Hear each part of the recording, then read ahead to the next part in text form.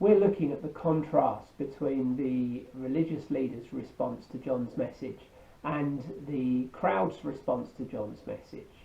And what we begin to see is that the crowds, they're somewhat representative of the community in which we find ourselves today, outside of the church.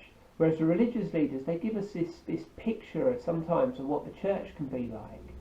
And we're getting an invitation to stand in the shoes of the ordinary person, looking in and seeing what's on offer. As we look at John's message, there are a number of contrasts that we see. And the first contrast that we see is this attitude of the heart. The religious people have this really closed sense of their hearts. They've always got a sense of they know it all.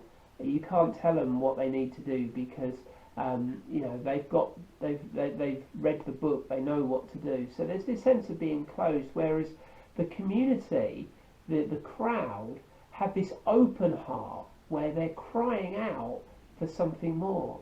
And that shows us this second contrast, that the crowds are hungry for hope, as opposed to religious people who don't believe that they need any hope. And you get within that a sense that the crowds are searching, whereas the religious leaders are settled. As we begin to unpack that further, we then see that another contrast is this self-awareness. The crowds seem to have this real sense of an understanding of where they are with God. They're standing before God. They probably had it drummed into them for centuries about where they stand before God. So they have got an awareness that they have a need for God because they're separated from Him.